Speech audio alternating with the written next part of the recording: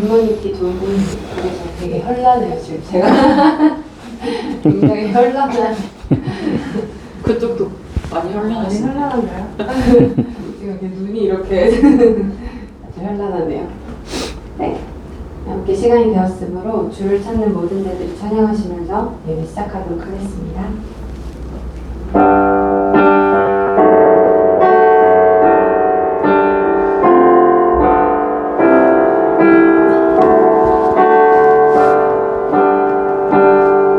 주를 찾는 모든 자들이 주로 말미암아 기뻐하고 즐거워하게 하시며 주의 구원을 사랑하는 자들이 항상 말하기를 하나님은 위대하시다 하게 하소서. 주를 찾는 모든 자들이 주로 말미암아 기뻐하고 즐거워하게 하시며 주의 구원을 사랑하는 자들이 항상 말하기를 하나님은 위대하시다 하게 하소서. 주는 나의 도운 나를 건지시느니 여호와여 지체 말고 내게 임하소서. 가난하고 궁핍한 내 마음 가운데 여호와여 속히 임하소서. 주를 찾는 모든 자들이 주로 말미암아 기뻐하고 즐거워하게 하시며 주의 구원을 사랑하는 자들이 항상 말하기를 하나님은 위대하시다 하게 하소서. 주는 나의 도운 나를 건지시느니 여호와여 지체 말고 내게 임하소서. 가난하고 궁핍한 내 마음 가운데 여호와여 속히 임하소서. 주는 나의 도운 나를 건지시느니 여호와여 지체 말고 내게 임하소서. 가난하고 궁핍한 내 마음 가운데 여호와여 속히 임하소서. 여호와여 속히 임하소서. 여호와여 속히 임하소서.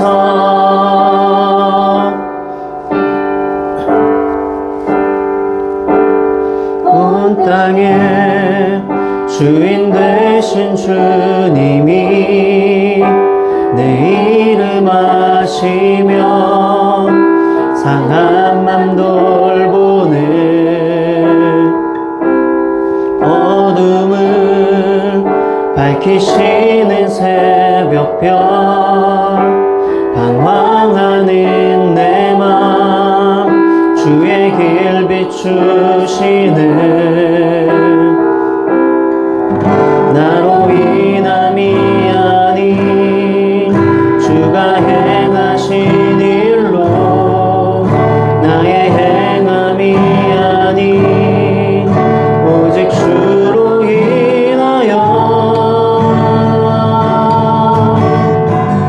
나는 우는 피었나 지는 이름 없는 꽃과 같네. 바다에 있는 파도 안개와 같지만 주는 나를 붙드시고 부르짖음 들으시네.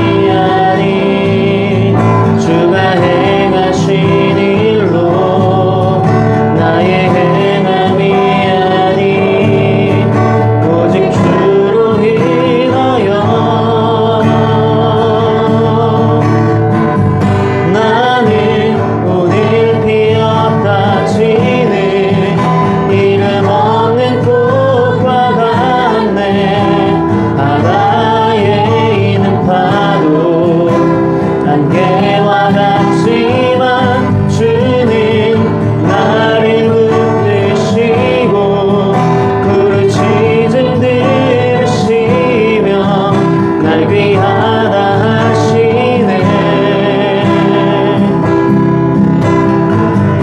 나는 오늘 피었다 지는 이름 없는 꽃과 같네. 바다에 있는 파도 안개와 같지만 주는 나를 붙드시고 푸른 시즌 들으시며 날 위하다 하시네. 나 오직 주의 것, 나 오직 주의 것, 나 오직 주의 것, 나 오직 주의 것. 나는 오늘 피었다 지는 이름 없는 꽃과 같네. 바다에 있는 파도 안개와 같지만 주는 나를 붙드시고 푸른 시즌 들으시며 날 위하다 하시네.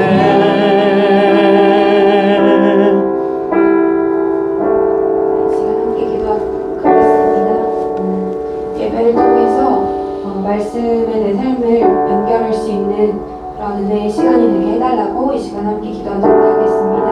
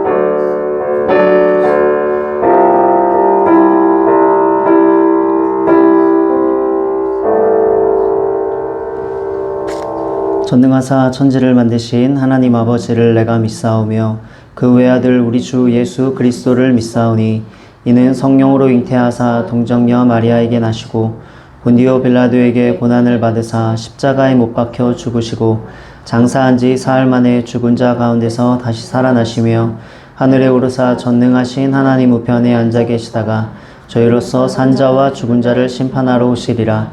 성령을 믿사오며 거룩한 공예와 성도가 서로 교통하는 것과 죄를 사하여 주시는 것과 몸이 다해 사는 것과 영원히 사는 것을 믿사옵나이다. 아멘. 시간 나의 모습 나의 소유 함께 찬양하면서 드리신 헌금 봉헌하겠습니다.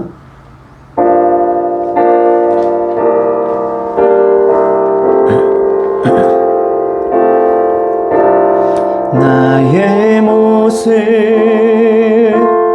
나의 소유 주님 앞에 모두 드립니다. 모든 아픔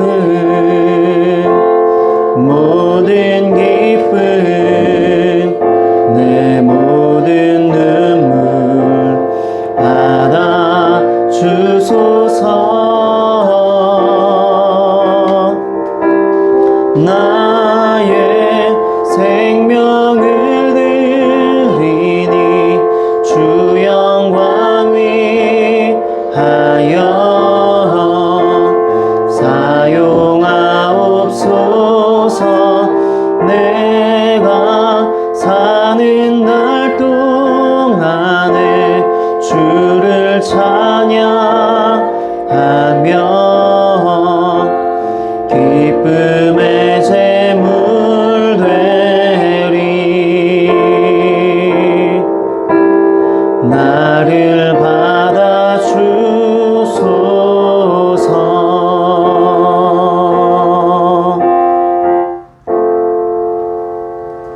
사랑의 하나님 아버지 은혜를 감사합니다.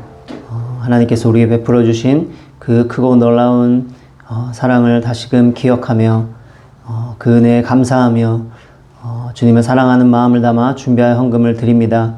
하나님께 드리는 이것이 우리의 삶을 드리는 것이고 또 우리 자신을 드리는 신앙의 고백인 줄 알고 하나님께 드릴 때마다 우리 자신을 하나님 앞에 다시금 헌신하는 우리 모두가 되게 하여 주시옵소서. 하나님 또한 우리의 삶의 모든 필요들이 하나님께 달려있음을 믿고 신뢰하면서 삶의 모든 필요들을 하나님께 또 구하고 또 아뢰므로써 채우신 하나님을 경험하며 살아갈 수 있도록 도와주시옵소서. 이 시간 또한 말씀 가운데 우리를 부르시고 주님의 음성을 또 듣게 하시니 감사합니다. 하나님의 뜻을 알게 하시고 또한 이해하게 하시고 마음에 새기게 하시고 그 말씀이 우리의 삶에 뿌리를 내려서 하나님이 기뻐하시는 그러한 삶의 열매로서 다시금 하나님께 올려드릴 수 있도록 우리에게 은혜를 베풀어 주시옵소서. 이 시간 하나님께 모든 것을 의탁드리오며 모든 말씀 예수님의 이름으로 기도합니다. 아멘. 네, 오늘 말씀 요한계시록 12장 1절부터 3절까지의 말씀 함께 보겠습니다.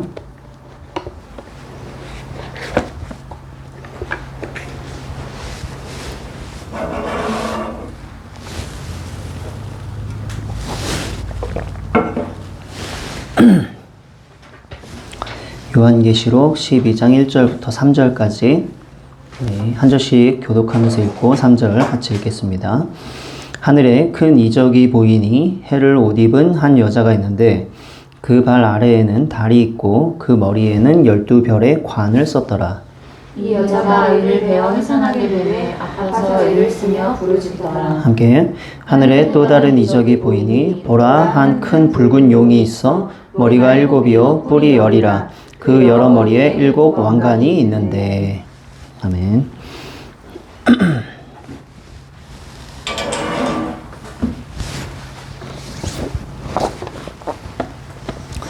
네, 지난주에 이어서 요한계시록 말씀을 좀 한번 더 보려고 하는데, 예수님을 믿고, 신앙의 삶을 이제 시작한, 성도들에게, 가장 중요한 것 중에 하나는, 그리스도인의 이 삶의 성격을 이제 이해하는 일이겠죠?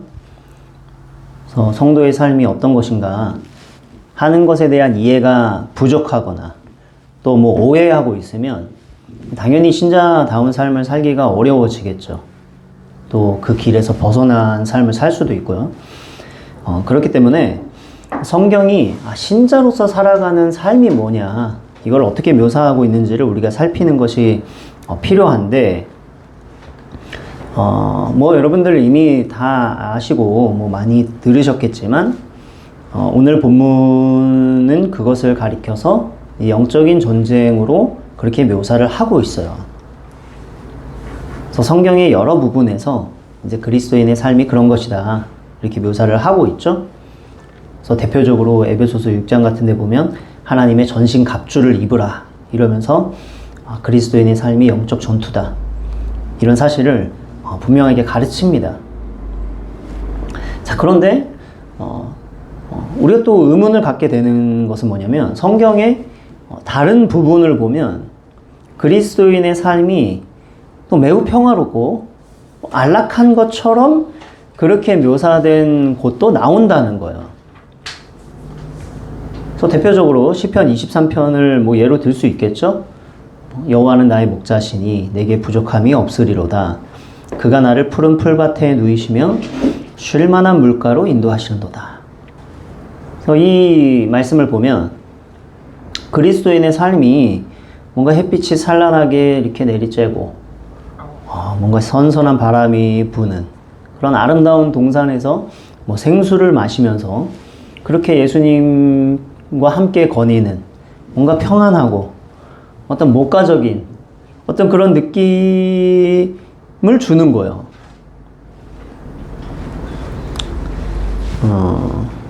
자, 그러니까 성경은 뭐 어떤 때는 그리스도인의 삶에 대해서 뭐 피비린내 나는 어떤 전투의 현장으로 묘사를 하기도 하고, 또 어떤 경우에는 푸른 풀밭에 누워서 시원한 바람을 맞으면서 뭔가 자유를 만끽하는 막 이러한 모습으로 묘사를 하기도 하는데,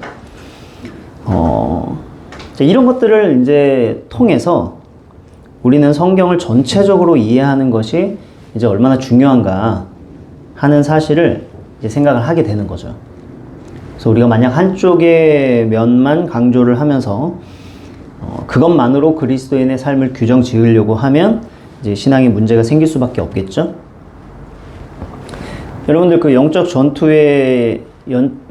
전투로 묘사하고 있는 신앙과 푸른 풀밭 맑은 물가를 거니는 신앙과 여러분 마음에 더 끌리는 쪽이 어딥니까? 당연히 후자겠죠? 당연히. 자, 그러니까 우리가 기대하는 그 어떤 신앙의 성격, 신앙의 삶이란 시편 23편의 그 앞부분이 묘사하고 있는 이제 그 부분만을 이제 동강 잘라가지고 이제 그 부분만을 좀 누리고 싶은데, 이제 그렇게 되면 이제 어떤 문제가 생기느냐 할 때, 영적 전투로서의 신앙의 삶이 우리가 외면한다고 해서 외면할 수 있는 성격이 아니라는 점에서 문제가 생기는 거죠. 영적 전투의 삶은 성도라면 누구나 살아갈 수밖에 없는 성도의 실존인데, 그것을 외면하는 순간 삶은 실제적으로 그렇게 펼쳐지지 않으니까 그 괴리에서 오는 불편함, 부담스러움, 어려움 이런 것들을 이겨낼 수가 없는 거죠. 자, 그래서 신앙생활을 해가는 우리 신자들에게 있어서의 숙제는 뭐냐면, 이 모순된 것 같은 이 두 가지 신앙의 성격이 모순이 아니고 성도가 살아가야 할 실존임을 받아들이고 이 둘을 통합시키는 거예요. 그래서 그런 차원에서 신앙생활은 예수님과 더불어 교제하는 어떠한 따뜻함, 평안함 이런 것들이 있지만 그와 함께 치열하게 적과 싸우는 전투가 함께 있는 것이고, 이 둘이 따로따로 떨어져서 구분되는 것이 아님을 이해한 상태로 사는 거예요. 자, 근데 이걸 이제 더 정확하게 이제 말하면 이 둘은 섞여 있다라고 이해하는 것입니다. 다시 말해, 신앙의 한쪽 편에 기쁨이 있고 다른 한쪽 편에 영적 전투가 있는데, 이 둘이 물과 기름처럼 이렇게 섞이지가 않고 기계적으로 딱 분리되어 있어서 어느 때는 평안함만 느끼고 어느 때는 전투만 하고 이런 식으로 경험하는 게 아니라는 거예요. 이게 혼합되어 있다는 것입니다. 교집합으로서. 그 교집합 위에서 우리는 산다는 거예요. 자, 이런 것을 생각할 때 그리스도인들이 얻는 기쁨과 위로와 그 따뜻함과 안락함 이런 것들의 성격을 우리가 생각해 볼 수 있는 거죠. 성도가 누리는 기쁨과 위로라는 것이 어떤 기쁨과 위로인가? 자, 그것은 본질적으로는 예수님으로 인해서 기뻐하는 기쁨이고 그분으로 인해서 얻는 위로인데, 예수님으로 인해서 얻는 기쁨과 위로가 무슨 말이냐? 구체적으로는 예수님과 함께 예수님을 위해 살아가는 치열한 영적인 전투 현장 속에서 성도로서의 그 싸움을 다하는 자들에게 베푸시는 위로와 기쁨이라는 뜻이에요.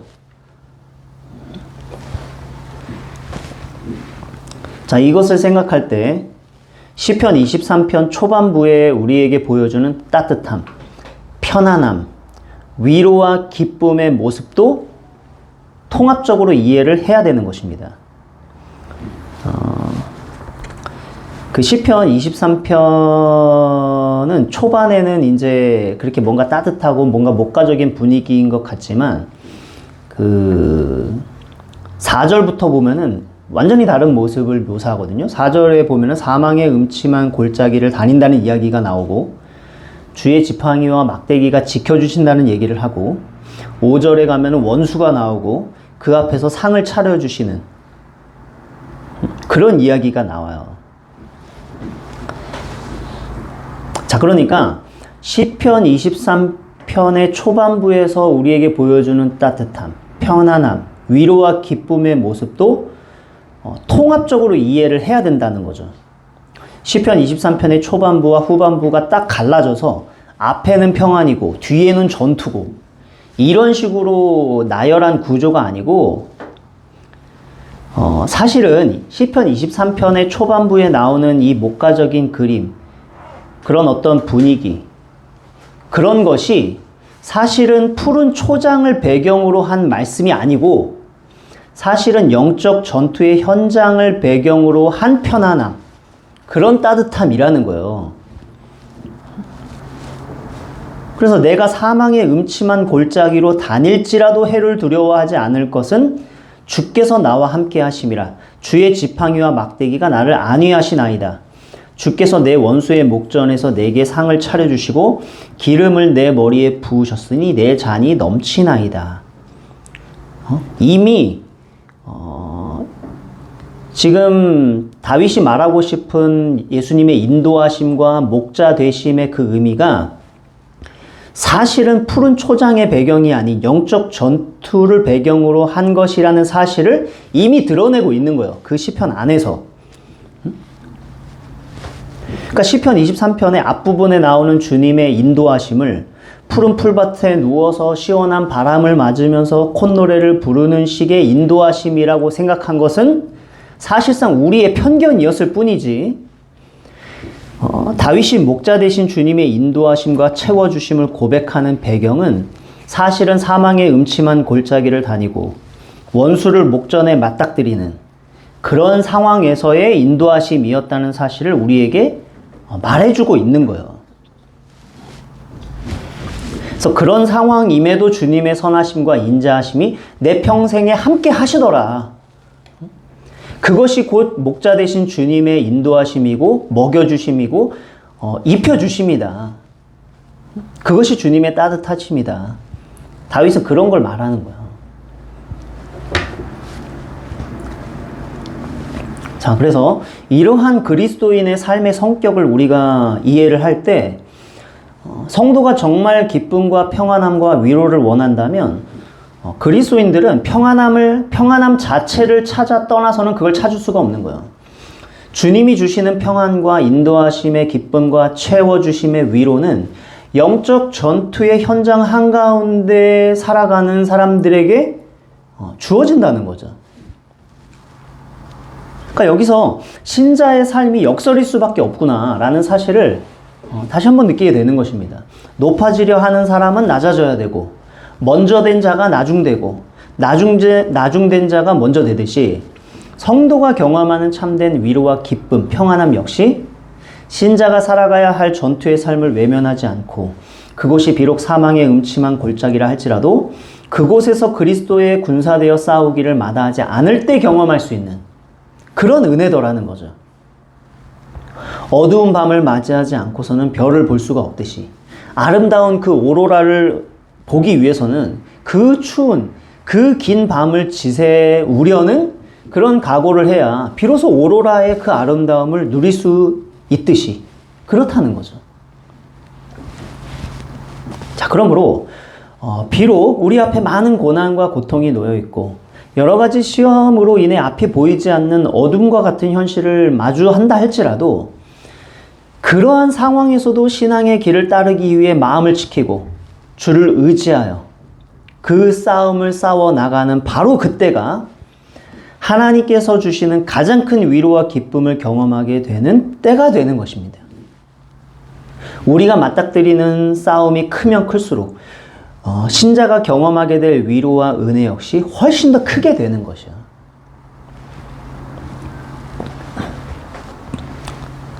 자, 이렇게 우리가 그리스도인의 삶의 성격이 영적 전투라고 하는 것, 그러나 그 영적 전투 속에 단지 비장함과 처절함만 있는 게 아니라 그 속에서 주님의 인도하심이 있고 주님의 채워주심이 있고 주님의 따뜻하심이 있고 상을 차려주심이 있다라는 사실, 자, 이러한 것이라는 사실을 우리가 통합적으로 이해를 하고 나서 그러한 신자의 삶을 우리가 살아가야 할 텐데, 요한계시록 12장은 그런 성도의 영적 전투 가운데서 무엇을 바라보면서 살아가야 할 것인지를 우리에게 보여주고 있어요. 자, 12장 1절 우리가 읽었는데 12장 1절에 이런 말씀이 나오죠. 하늘에 큰 이적이 보였다. 자, 이렇게 시작을 하면서 해를 옷 입은 한 여자가 등장을 했어요. 그래서 이 여자는 이제 구약 교회를 상징하는 그러한 상징입니다. 근데 이 여자가 아이를 낳죠. 그래서 이 아이는 이제 우리의 구세주 되신 예수님을 의미하는 거예요. 근데 3절에 보면 하늘에 또 다른 이적이 보이니 이렇게 돼 있고, 그리고 나서 어떤 큰 붉은 용이 등장을 합니다. 그래서 여자를 대적하는 세력으로서의 용, 곧 사탄이 등장을 하는 건데, 이제 9절에 보면 이제 사탄이라는 사실을 알 수가 있습니다. 그리고 이 용이 그 여자가 낳은 아이를 삼키려고 기다리고 있는 이런 내용들이 나와요. 교회와 사탄의 영적 전투의 모습을 이제 묘사를 하는 것입니다. 그래서 교회와 사탄의 영적 전투에 대한 내용들이 나오는데, 여기서 우리가 살펴보려고 하는 것은 이런 묘사를 하면서 이적이라는 말을 썼다는 거예요. 그래서 1절에도 하늘에 큰 이적이 보이니, 3절에도 다른 이적이 보이니 이렇게 되어 있어요. 근데 이적, 여러분 이적이라는 이 말은 신기한 일이 일어났다 이런 뜻이 아니고 이제 표적이라고 해야 의미가 맞습니다. 그래서 요한복음에 관한 설교를 할 때도 뭐 말씀드렸던 것 같은데, 같은 요한 사도가 쓴 요한복음에서 예수님이 행하신 기적을 표적이라 이렇게 표현을 했어요. 근데 그렇게 표적이라고 이제 사용한 이유가 무엇이었냐? 예수님이 행하신 기적들이 단지 신기한 일을 하셨다 이거를 말하는 게 아니고, 그러한 기적들이 어떤 사실을 전달하기 위해 사용한 수단이다. 어떤 표지판이다. 그러한 차원에서 표적이라는 단어를 쓴 거예요. 마찬가지로 여기서도 요한 사도가 같은 의미를 전달하는 거예요. 이적이라고 했지만 사실은 표적을 말하는 것입니다. 즉 본문에서 묘사하고 있는 내용들이 단지 우리에게 어떤 신기한 일이 일어났다는 것을 말하려는 게 아니고, 영적 전투의 삶을 살아감에 있어서 신자들이 바라봐야 할 표지판이 있다라는 얘기를 하고 있는 거예요.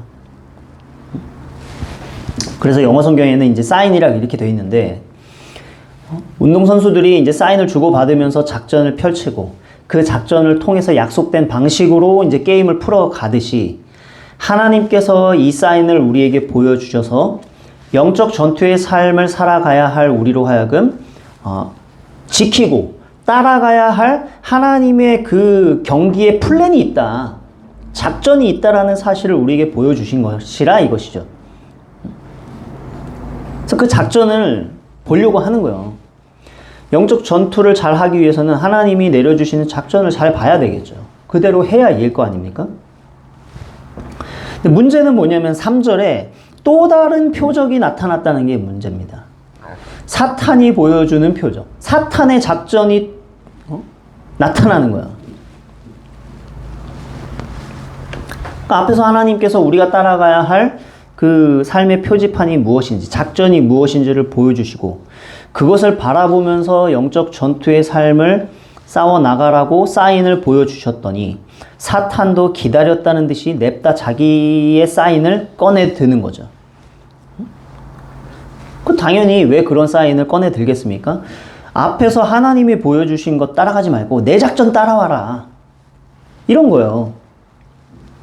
자, 근데 사탄이 보여주는 이 표적이 앞에서 하나님께서 보여주신 것과 유사하게 나타난다는 것입니다. 유사하게. 그게 문제예요. 1절에 등장한 여자의 모습을 보면 해를 옷 입고 있다고 돼 있고, 발 아래에는 달이 있다고 돼 있고, 머리에는 12별의 관을 썼다고 돼 있는데, 이게 아주 큰 능력과 영광이 충만한 이제 그런 모습을 이제 표현하는 것입니다. 그래서 해와 달과 별, 뭐 이런 것들은 빛을 비추는 이제 그런 발광체들이잖아요. 근데 이것은 이스라엘을 상징하는 표현이에요. 그래서 이 여자가 이제 구약교회를 상징한다고 했는데, 하나님께서 이스라엘이라는 이 구약교회를 통해 하나님의 진리의 빛이 세상에 비추어지도록 영광스러운 존재로서 그렇게 삼으셨다는 것입니다. 자, 그런데 3절에 나타난 용의 모습도 한번 보세요. 어떻게 묘사하고 있는지.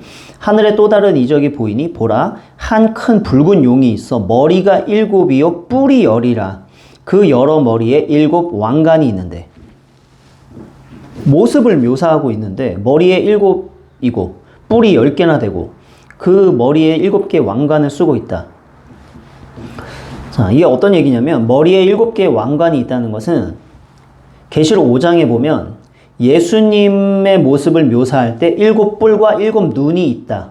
그리고 예수님의 머리에 많은 관이 있다라고 되어 있는데, 그리고 요한계시록 19장에도 보면 이제 그런 모습으로 예수님을 이제 묘사하고 있는데, 그러한 모습을 모방하고 있다는 사실을 나타내는 거예요. 즉, 하나님의 그 능력과 주권을 카피하는 거예요. 그래서 이런 모습이 바로 뒷장에 가면, 13장에 가면 하나님의 이 거룩한 삼위일체를 따라하는 사탄의 삼위일체가 나타납니다. 자, 근데 이런 사탄의 모방, 하나님을 따라하려고 하는 이 모방이 단지 흉내만은 아닌 것은 뿔이 10개나 돼 있다고 돼 있어요. 그러니까 성경에서 뿔은 권세와 능력을 상징하는데, 그 능력을 가지고 4절에 보면 하늘의 별 3분의 1을 끌어다가 땅에 던진다 이렇게 되어 있습니다. 하나님의 백성들을 핍박하는 사탄의 권세를 보여주는 거예요. 그러니까 7개의 머리와 10개의 뿔은 이 용 나름대로 권세가 있다는 것을 말해주는 거예요. 하나님을 모방하고 흉내내고 따라하지만 자기 나름대로는 어떤 능력이 있다라는 사실을 보여주는 것입니다. 자, 그러면 이런 거를 우리가 어떻게 이제 받아들여야 하는가? 우리를 미혹하는 사탄의 공격이라는 게 단지 공격적인 방식으로만 나타나지 않는데 상당히 위협적이라는 것입니다. 공격인데 공격 같지가 않은데 그게 공격력이 대단한 거예요. 여러분, 박해라든지 핍박이라든지 뭐 무시라든지 조롱이라든지 뭐 유혹이라든지 이런 것들은 공격이라는 게 분명히 보이죠.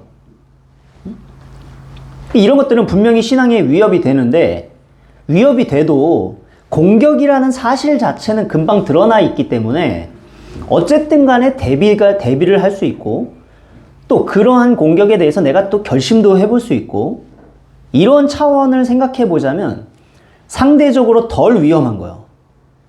그리고 단순한 형태인 것입니다. 근데 진짜 우리에게 심각하게 다가오는 사탄의 공격은 어떤 그렇게 눈에 보이는 핍박이나 유혹과 같은 형태가 아니라 비슷한 형태로 다가오는 공격인 거죠. 즉, 신앙이 아닌데 신앙생활을 흉내내고 있는 것처럼 여기게 만드는 그런 식의 공격이 있다는 거예요.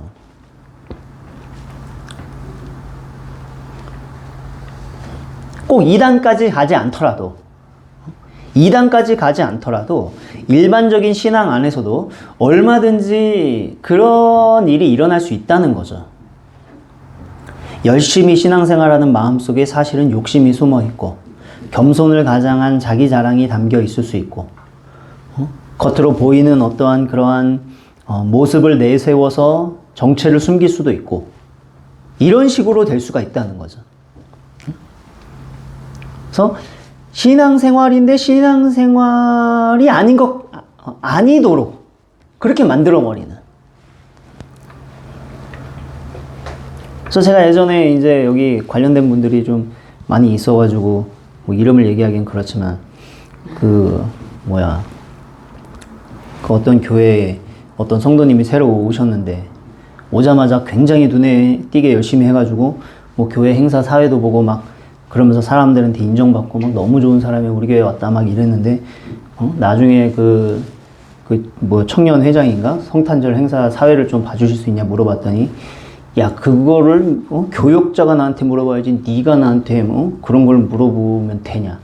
뭐 그런 식으로 나왔다는 거죠.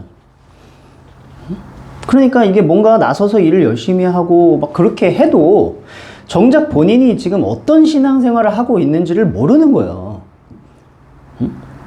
신앙생활을 하고 있는데 사실은 신앙생활을 하고 있지 않은 그런 상황이 막 돼버린다 이거죠. 일부러 뭐 그런 건 아니겠지만 인간의 어떤 나약함이 있고 부족함이 있으니까 우리가 뭐 완벽하게 신앙생활을 할 수는 없겠지만 어쨌든 간에 그런 식으로 어떤 신앙생활이 왜곡되어 가도록 하는 그런 식의 공격이 있다는 거예요.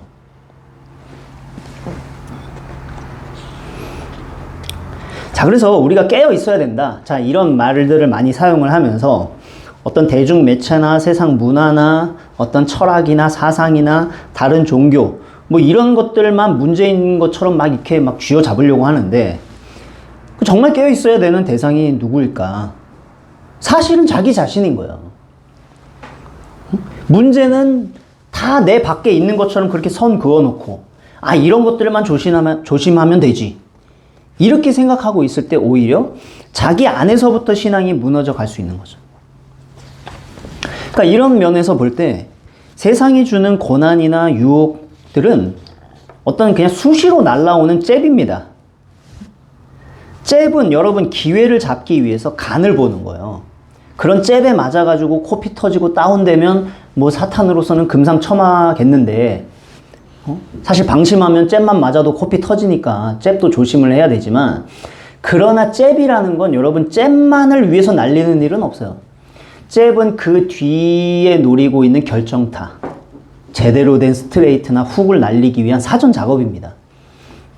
세상의 어떠한 그러한 문화나 사상이나 고통이나 어려움이나 유혹들은 그런 것들이 사단의 잽이라고 한다면 사단이 진짜 노리는 카운터는 우리가 생활하고 있는 신앙 안에서 날라오고 있을 수 있다는 거죠. 그럼 우리는 우리 자신에 대해서, 나의 신앙에 대해서 깨어 있어야 되는 거죠. 나의 열심은 괜찮은가? 이 열심이 어디서 나오느냐? 열심히 활동하는데 정작 나의 예배는 괜찮나? 말씀을 잘 듣고 있나? 하나님과의 교제는 괜찮나? 자기의 신앙을 들여다봐야 되는 거죠. 그래서 신앙생활을 하고 있지만 유사 신앙생활을 하고 있는 것은 아닌지, 사단이 하나님을 모방하듯이, 카피하듯이, 흉내내듯이 지금 신앙을 흉내내는 어떤 그러한 모습으로 막 나아가고 있는 것은 아닌가 살펴봐야 된다는 거죠. 자, 그러면 이런 것을 우리가 살피기 위해서 어떻게 해야 되는가? 자기의 신앙을 살피기 위해 어떻게 해야 되나? 결국 그것은 내가 어떤 표적을 바라보고 있는가, 어떤 작전을 바라보고 있는가 하는 것에 의해서 드러나더라는 거죠. 거울이 있어야 내가 어떠한 모습인지 보게 될 것 아닙니까? 거울을 봐야 되는 거예요. 그래서 내가 무엇을 보고 있느냐에 따라 내 신앙의 모습도 내가 보고 있는 그 모습대로 나아가게 되겠죠. 그런 점에서 오늘 성경이 우리에게 무엇을 바라봐야 하는지, 영적 전투의 삶을 살아가는 신자들에게 무엇을 바라봐야 하는지를 얘기해 주는 거예요.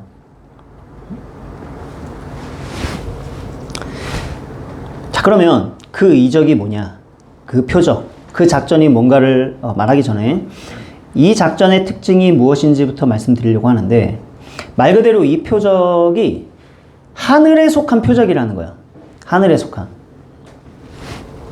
그래서 하늘에 큰 이적이 보이니 이렇게 되어 있었잖아요. 하늘에 큰 이적이 보였다. 하늘에. 하늘에 속했다는 얘기는 뭐냐면 영적인 세계가 있다는 뜻입니다. 사람은 여러분 오감으로 인식할 수 있는 현실 세계 속에서만 살아가죠. 눈으로 보고 뭐 손으로 만질 수 있고 듣고 맛보고 느낄 수 있는 이 세계 속에서 경험으로 이해하고 알 수 있는 차원에서만 세상을 보고 그런 방식으로만 판단을 내리면서 보통은 그렇게 살아가요. 근데 문제는 이러한 어떠한 관점을 가지고 있는 사람들에게 사람들에게는 하나님이라는 어떠한 그 존재는 어떤 신화의 영역이 되는 거예요. 신화의 영역. 예수님의 성육신, 십자가를 통한 구원, 하나님의 나라, 영적인 은혜, 이러한 이야기들은 다 어떤 종교적인 상상에 불과할 뿐이다라고 그렇게 치부하고, 종교가 필요한 이유는 단지 위로받기 위해서라거나 도덕을 위한 것일 뿐 구원과는 상관없다 생각하는 거예요. 근데 그렇게 되면은 사실은 하나님만 믿지 않는 것뿐만 아니라 사탄도 안 믿습니다. 그러니까 믿는 것은 오로지 눈에 보이고 경험할 수 있는 물질 세계뿐인 거예요. 그런데 성경이 우리에게 오늘 말하는 것은 그렇지 않다는 것입니다. 하늘의 이적이 보인다는 거예요. 하나님이 계시고 영적인 세계가 있고 이 영적 세계 속에서 일어난 일들이 이 세상의 현실과 밀접한 관계가 있을 뿐만 아니라 도리어 이 세상과 사실상 떨어질 수 없다. 그렇게 얘기를 하고 있다는 것이에요. 분명히 세상에 자연 법칙이 있고 그에 따른 과학적 원리들이 있고 그 토대 위에서 이 세상이 돌아가죠. 그러나 자연 법칙에 따라서 우주 만물이 돌아가고 있다 해도 자연 법칙의 주관 하에 세상이 돌아가는 것은 아니죠. 법칙이라는 게 어떻게 존재하게 되었냐? 법칙이라는 게 자연 발생적이냐?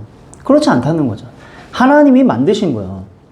자연 법칙이 자연 만물이 움직이는 원리이겠지만 이 원리 자체를 하나님이 만드시고 운용하시는 것이니 온 세상의 우주 만물과 역사는 하나님의 주관 아래서 움직여가는 거지 자연 법칙에 의해서 기계적으로 움직여가는 게 아니라 이거죠. 인간이 볼 때는 그게 불변하는 어떤 법칙이니까 하나님 없이 원래 존재하는 어떤 시스템처럼 보이고 그 시스템에 의해서 세상이 저절로 뭐 시계 태엽 감아놓은 것처럼 움직이는 것 같이 느껴지겠지만 하나님 없이 홀로 존재하게 된 법칙은 없다 이거죠. 인간과 인간 사이에 맺어져 있는 수많은 관계들, 또 인간과 사물들 간의 연결들, 거기서 발생하는 어떤 수천, 수만, 수십억의 인과관계들, 그것으로 인한 사건들과 결과들을 모두 연결하고 거기서 의미를 발생시키고 목적을 이루어 가시는 것은 이 세상을 초월하여 계시는 하나님과 그분의 섭리 속에서 이루어져 가는 일들이고 이것이 곧 하늘의 일인 거예요. 그러니까 우리는 눈에 보이는 현실 속에서 그렇게 눈에 보이는 것들을 보면서 판단하면서 살아가지만 현실만 보면서 살아가는 사람들이 되어서는 안 된다 이거죠. 영적인 세계가 있음을 알고 하나님이 계시다는 사실을 알아서 하늘을 바라보면서 하늘의 표적과 하늘의 작전과 그분의 역사 위에서 눈에 보이는 이 땅의 현실을 살아가는 그런 사람들이 되어야 한다는 거죠.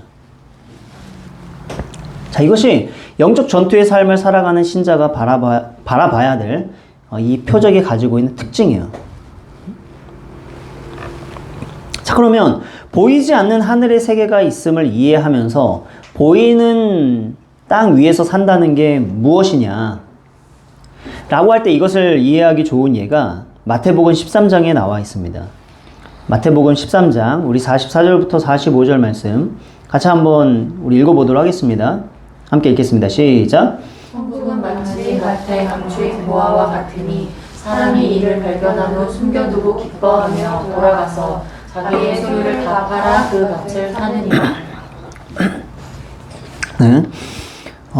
보화를 발견하기 전까지 이 사람에게 밭은 사실 평범한 밭 이상의 의미는 없는 그러한 땅이었어요. 그러니까 이런 밭과 이 사람이 가지고 있는 재산의 가치는 사실은 비교할 수준이 아니죠. 그런데 이 밭에서 보화를 발견한 순간 이 가치의 순위는 완전히 역전이 돼버립니다. 재산을 다 팔아서 밭을 사버렸어요. 그럼 왜 그렇게 했을까? 밭이 가지고 있는 가치 때문이 아니고 그 안에 있는 보화의 가치 때문인 거죠. 다시 말해 밭에 묻혀있는 보화를 바라보니까 자신의 재산을 대하는 태도와 이 밭을 대하는 이 사람의 태도, 가치관, 우선순위 모든 게 달라진 거예요. 영적인 세계를 바라보면서 산다는 게 이와 같은 것입니다. 이 세상에 사는 모든 사람들은 밭을 밭으로만 바라보면서 사는 거예요. 그러나 신자들은 밭을 보지만 밭 속에 있는 보화를 보면서 밭을 보는 그런 사람들이라는 것입니다. 그래서 밭이 밭으로만 존재하지 않고 그 밭에서 다른 삶이 나오는 거예요. 다른 선택을 해가며 사는 것입니다. 그래서 성경이 참 재밌는 게 이 사람이 보화를 발견을 했는데 이 보화를 발견한 다음에 그거를 꺼내가지 않습니다. 꺼내갔다고 얘기를 하지 않아요. 그걸 꺼내서 집에 가져가서 그 보화만 애지중지하면서 그것만 바라보면서 살지 않습니다. 오히려 다시 묻어두고 밭을 사버려요. 그럼 보화를 꺼내지 않았다는 것은 굉장히 의미가 있지 않겠습니까? 꺼내지 않고 거기에 묻었으니까 그것은 이 보화로 인해 그냥 밭이었던 그 밭이 더 이상 그냥 밭이 아니게 만들었다는 거예요. 그 밭을. 그 보화를 꺼내서 집에 가져갔으면 오히려 그 밭은 이제 아예 소용이 없어져 버리고 이 보화만 나에게 중요한 게 돼버렸을 텐데 그걸 꺼내지 않고 거기 묻어두니까 이 밭은 더 이상 그냥 밭이 아닌 더 소중한 장소가 돼버리는 것입니다. 훨씬 더 의미 있는 장소가 돼버리는 거예요. 보화로 인해 이 밭은 전 재산을 주고도 바꿀 수 있는 곳이 되어버렸다 이거죠. 그리고 이 사람은 밭에 그 보화가 담겨 있다는 사실을 알기 때문에 이 밭을 훨씬 더 주의를 기울이고 더 아끼고 더 소중하게 가꾸고 관리하겠죠. 하늘을 바라보면서 땅에서 산다는 게 바로 이런 것이에요. 영적인 세계가 있다는 사실을 이해한다고 해서 이 세상에 일어나는 일들 모든 배후에 뭐 사탄이 있다 뭐 이런 식의 귀신론을 믿고 사는 것도 아니고 또 영적인 세계를 이해한다고 해서 현실은 무시해버리고 종교적 의식만 소중하게 생각하면서 사는 그런 이원론적인 태도를 말하는 것도 아니라 보이지 않는 세계 위에 서서 눈에 보이는 세상을 바라보면서 보이지 않는 세계와 보이는 현실을 연결하면서 사는 삶. 하늘이라고 하는 보화 때문에 이 땅이 그저 땅으로만 존재하지 않고 더 소중한 곳이 되어서 이 땅을 더 아름답게 가꾸는 삶. 신앙과 세상을 분리시키는 것이 아니라 내가 바라보는 보이지 않는 세계의 그 가치관과 소중함을 눈에 보이는 이 현실 속에 펼쳐가고 담아가려는 삶. 그것이 하늘을 바라보면서 땅에서 살아가는 그런 신앙이라는 거죠.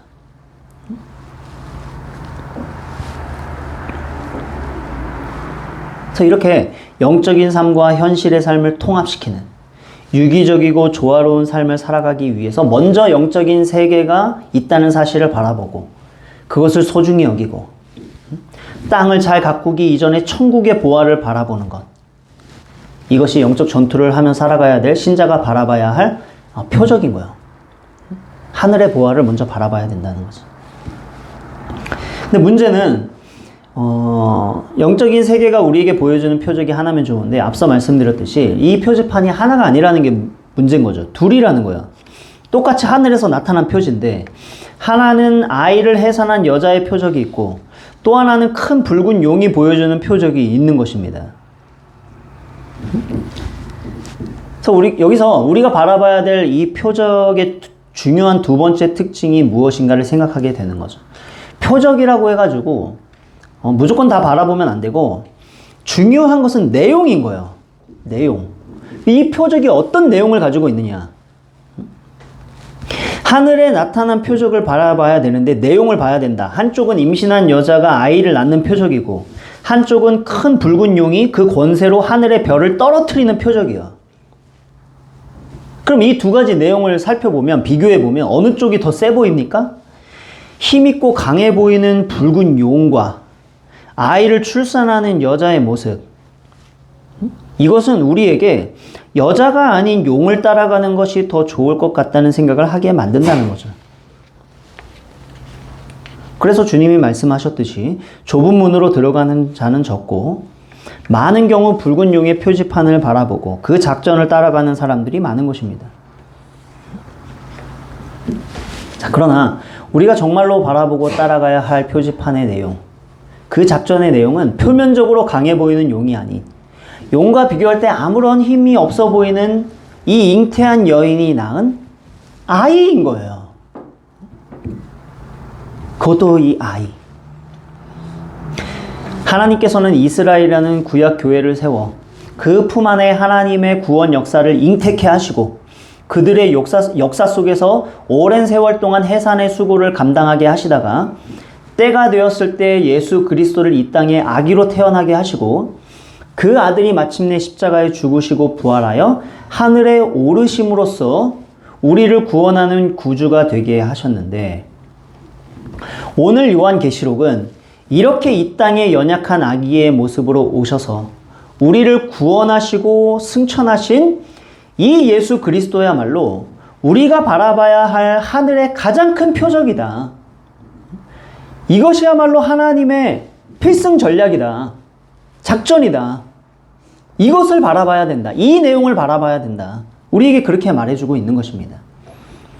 예수 그리스도라는 이 이적이야말로, 이 표적이야말로, 이 작전이야말로 그저 평범한 밭에 불과했던 우리가 살아가는 모든 현실의 의미를 역전시키고 우리로 하여금 이 땅이라는 이 밭에서 새롭게 살아가게 만드는 가장 값진 보화라는 거죠. 예수님이라는 보화가 우리 인생이라는 밭을 단지 그저 나 혼자 잘 되기 위해서 남과 경쟁해서 싸우면서 이기적으로 살아가는 생존 공간이 아니라 예수님과 함께 가꾸어 나가야 할 그러한 터전이고 소망과 비전과 가치를 펼쳐가야 할 그러한 공간으로 바꿔주신다는 거죠. 그래서 밭을 일구는 고된 노동과 수고조차도 주님으로 인한 기쁨으로 변하여서 슬픔 대신 희락을, 근심 대신 찬송을 부르게 되는 그런 삶을 살도록 주님이 만들어 주시더라는 것입니다. 그 주님을 바라볼 때 앞서 말씀드렸듯이 그저 다른 이유로 열심내는 유사 신앙생활이 아닌, 신앙생활을 하고 있지만 사실은 신앙생활을 하고 있지 않은 그런 신앙이 아니라 주님 때문에 나오는 열심, 주님 때문에 나오는 봉사, 주님 때문에 하게 되는 섬김, 그렇게 주님이라는 이유가 있고 주님이라는 목적이 있는, 신앙의 이유와 목적 되시는 그분으로 인해서 정말 신앙생활다운 신앙생활을 하게 되는 그런 일이 이루어지게 되더라는 것이죠. 그래서 이렇게 예수님의 십자가야말로 이 세상에서 영적 전투를 하면서 살아가야 할 우리 성도들에게 보여주신 하나님의 가장 확실한 전략인 거예요. 그러니 여러분, 우리가 살아가는 현실 속에서 용이 주는 표적이 더 커 보이고 강해 보이고 더 확실한 표지판인 것처럼 느껴질 때 예수님이야말로 하늘에서 우리에게 보여주신 가장 큰 표적이라는 사실을 우리가 붙들어야만 하는 것입니다. 진짜 기적이 뭐냐? 진짜 이적이 뭐냐? 주님이 나를 위해 돌아가셨다는 것이 기적이고 내가 그분을 믿게 되었다는 것이 진짜 이적인 것이에요. 이보다 더 큰 기적이 없다 이거죠. 그러므로 우리의 마음이 세상이 보여주는 이적으로 인해서 흔들릴 때마다 예배의 자리에 나와서 십자가를 바라보는 우리 모두가 되기를 바랍니다. 주님이 어떤 분이신지, 그분이 무엇을 하셨는지 묵상하고 내가 그러한 주님을 어떻게 지금 고백하고 있는지 나의 고백을 다시 살펴보고 그렇게 주님을 자꾸만 바라봐야 하는 거야. 우리의 주여 온전케 하신 예수 그리스도를 바라보자. 그렇게 말씀하신 말씀처럼 예배 시간은 이렇게 하늘에서 일어난 표적을 바라보는 시간인 것입니다. 예배 시간은. 일상생활 속에서는 우리가 늘 현실만 바라보면서 살아갈 수밖에 없는데 이 예배 시간에 나와서 주님을 바라보는 시간을 갖는 거예요. 그래서 예배 시간에 나와서 주님을 바라볼 때 세상 속에서 살 때는 그렇게 커 보이던 이 용의 표적이 사실 아무것도 아니고 너무나 하찮은 것이라는 사실을 느끼게 되고 예수 그리스도를 알고 그 주님을 노래하고 그 주님을 사랑하면서 주님을 위해 살 수 있다라는 사실 자체가 얼마나 놀라운 것인지 다시금 깨닫게 되고 그것을 마음에 담게 되고 그렇게 주님을 바라보는 그것이 영적 전투에서 세상과 맞서 싸우면서 승리할 수 있는 그러한 힘을 얻는 일이 되는 것입니다. 그러니 여러분, 예배를 소홀히 드릴 수가 있겠습니까? 그럴 수가 없죠. 주님을 똑바로 바라보는 일이 없는 열심과 주님을 묵상하는 일이 없는 그러한 작전은 실패하는 작전이기 때문에 예배를 소홀히 할 수가 없는 거예요. 그래서 여러분, 말씀을 마치면서 우리는 오늘도 현실을 살면서 많은 고됨과 공고한 가운데 무엇을 바라봐야 할지 모르는 우리의 마음을 흔들어 놓는 수많은 그러한 표지판들 사이에서 살다가 예배의 자리로 나옵니다.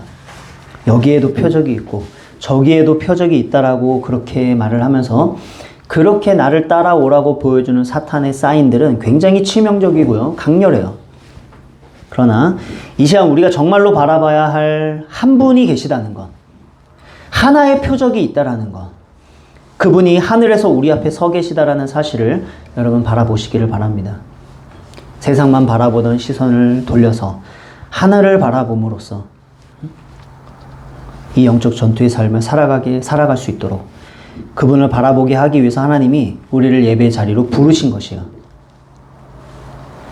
그러니 여러분, 이 예배 시간이 우리에게 어떤 시간인가? 주일이 되면 그냥 보내게 되는 하루 일과인가? 그저 반복되는 루틴인가? 예배를 드리면서 세상에서 보이던 표적들이 작아지고 우리의 시선에 주님이 정말 진정한 표적으로 더욱더 커져가는 그러한 우리가 되기를 바랍니다. 그래서 피할 수 없는 영적 전투의 삶 속에서 예수 그리스도를 통해서 영적인 전투에서 승리할 뿐만 아니라 더 나아가서 예수님이라는 이 보화 때문에 우리에게 주어진 이 현실의 삶을 더욱 의미 있고 더 가치 있게 가꾸어 가는 예수님이라는 보화를 우리 인생의 밭에 담아놓고 그 예수님 때문에 이 밭을 더 소중하게 가꾸어 가는 저와 여러분 다 되기를 바랍니다.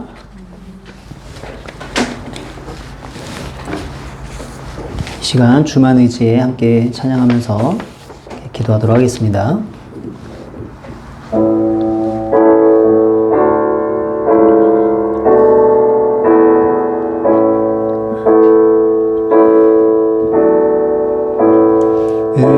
의지했던 모든 것 변해가고 억울한 마음은 커져가네. 부끄럼 없이 살고 싶은 마음 주님 아시네.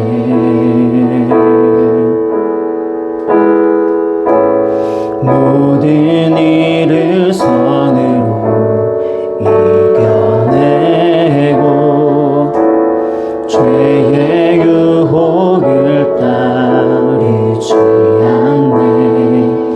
나를 구원하신 영원한 그 사랑 크신 그네 날 붙드시네.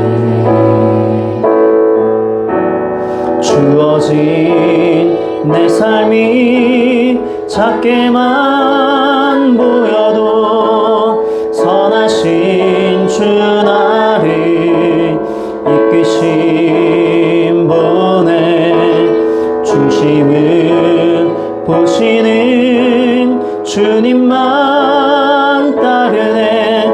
날 택하신 주만 의지해.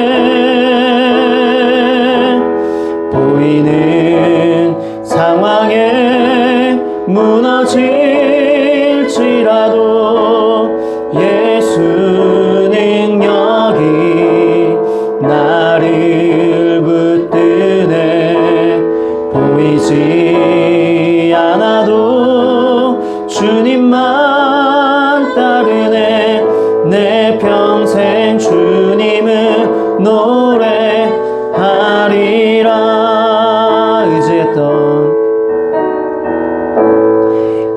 의지했던 모든 것 변해가고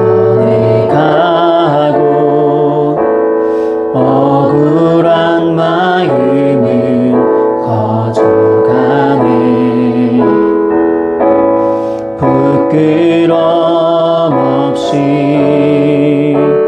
살고 싶은 마음 주님 아시네. 모든 일을 선으로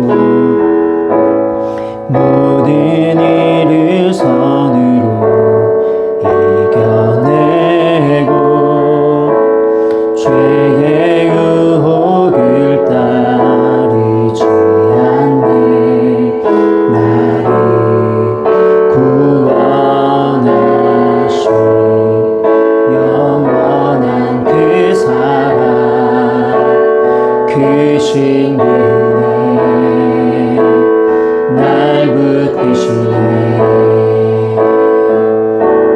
주어진 내 삶이 작게만 보여도 선하신 주 나를 이끄신 분의 중심을 보시는 주님만 따르네. 날 택하신 주만 의지해. 보이는 상황에 무너질지라도 예수 능력이 나를 붙드네. 보이지 않아도 주님만 따르네. 내 평생 주님을 노래하리. 주어진 내 삶이 작게만 보여도 선하신 주 나를 이끄신 분의 중심을 보시는 주님만 따르네. 날 택하신 주만 의지해. 보이는 상황에 무너질지라도 예수 능력이 나를 붙드네. 보이지 않아도 주님만 따르네. 내 평생 주님을 노래하리라.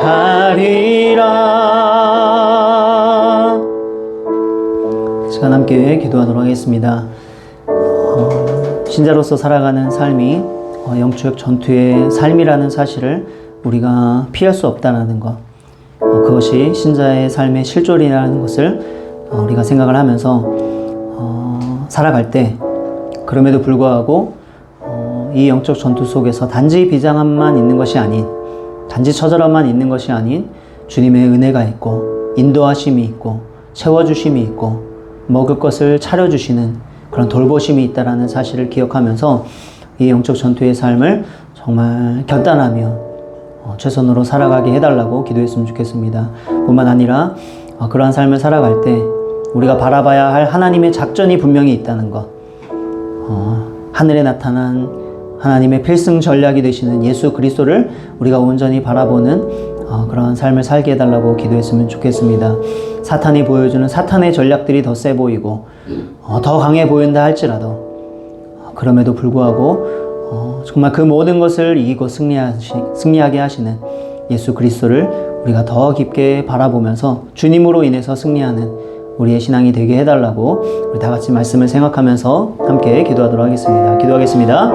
사랑의 하나님 아버지, 은혜를 감사합니다. 주님의 은혜와 사랑으로 주님 안에서 주님의 자녀로 주의 군사로 하나님 그렇게 살아가게 하시는 놀라운 특권을 얻게 하시니 감사합니다. 하나님, 신자로서 살아가는 삶이 피할 수 없는 영적 전투의 삶이요 좁은 문으로 들어가는 삶이라는 사실을 다시금 생각합니다. 하나님이 전투 속에서 힘들고 어렵다 할지라도 그러나 그 힘듦과 어려운 삶 속에서 결심하며 주의 군사로서 살아가는 모든 자들에게 예수 그리스도께서 목자 되셔서 인도해 주시고 이끌어 주시고 푸른 초장으로 쉴만한 물가로 하나님 그렇게 이끌어 주신다는 사실을 또 다시금 바라보면서 주님으로 인해서 힘을 낼 수 있도록 도와주시옵소서. 하나님, 영적 전투의 삶을 살아가는 우리 모두를 그저 외면하지 않으시고 하늘에서 가장 확실한 전략으로 확실한 작전으로 우리에게 보여주시고 그 뒤를 따라오라 말씀하시는 하나님의 그 작전을 바라보기를 원합니다. 우리가 현실만을 바라보면서 살다가 예배 자리에 나와서 다시금 예수 그리스도의 십자가를 바라보니 하나님, 예수 그리스도께서 나에게 어떤 분이신지를 다시금 고백하면서 그 주님으로 인한 신앙생활을 해나갈 수 있도록 그 주님 때문에 이 땅을 다시금 소중하게 여기며 땅을 가꾸어가고 이 세상 속에서 어떻게 하면 주님의 그 아름다운 천국의 보화를 이 땅 가운데 나타내며 살아갈지를 고민하며 살아가는 그러한 삶을 살아갈 수 있도록 주님 도와주시옵소서. 하나님, 영적 전투에 달려있는 이 승리가 나의 힘과 노력이 아닌 예수 그리스도를 어떻게 바라보는지에 달려있음을 하나님 믿고, 하나님 그 주님을 온전히 이해하고 주님께 시선을 돌리기 위하여서 우리의 마음을 주님께 돌 수 있도록 하나님 도와주시옵소서. 하나님, 예배 자리가 그렇게 주님을 바라보는 시간이라는 사실을 기억하며 하나님 예배를 더욱 소중히 여기고, 하나님 예배 나올 때마다 주님을 바라보기 위해서 마음을 먹고 나올 수 있는 우리 모두가 될 수 있도록 도와주시옵소서. 사랑의 하나님 아버지, 우리를 주의 은혜와 사랑 안에서 살게 하시고 그렇게 살아가는 우리들을 그저 홀로 내버려 두지 않으시고 늘 함께 하시고 이끌어 주시니 감사합니다.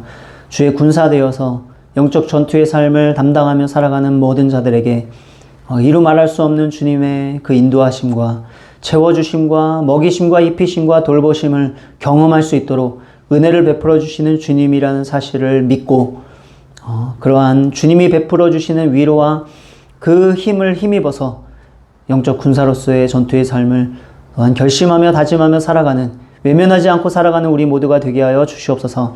하나님, 그러한 삶을 살아가는 데 있어서 바라봐야 할 그런 표지판 되시는, 그런 작전 되시는 예수 그리스도를 온전히 바라볼 수 있도록 우리 시선을 주님께 두게 하시고, 이 세상의 것이 커 보이고 그것으로 인해서 마음이 흔들릴 때마다 굳건하게 흔들리지 않고 우리 앞에 서 계시는 하늘에 이적되시는 예수 그리스도를 바라보는 일에 우리의 마음을 둘 수 있도록 도와주시옵소서. 그래서 그 주님을 바라봄으로 말미암아 그 주님을 우리의 삶 속에 묻어두었기 때문에 우리의 삶을 다른 시선으로 바라보게 하시고 더 소중히 대하게 하시고 더 아름답게 가꾸어 나가는 그런 우리 모두가 될 수 있도록 은혜를 베풀어 주시옵소서. 지금은 우리 주 예수 그리스도의 은혜와 하나님의 사랑과 성령의 교통하심이 주의 군사 되어서 영적 전투의 삶을 담당하며 살아갈 때 하나님의 필승 전략 대신 예수 그리스도라는 확실한 표지판, 확실한 작전을 바라보기 위해서 마음을 주님께 두고 살아가기로 다짐하는 우리 모든 성도들 머리 위에 지금으로부터 영원토록 함께 있을지어다.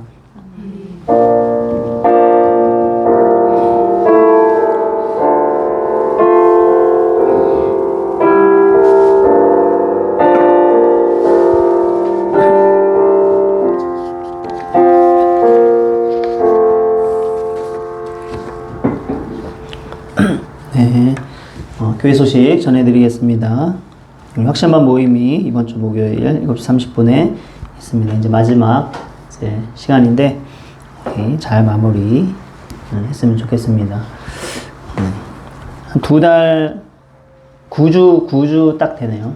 이렇게 하니까. 9주 동안 너무 수고하셨고, 기억을 해주시기 바랍니다.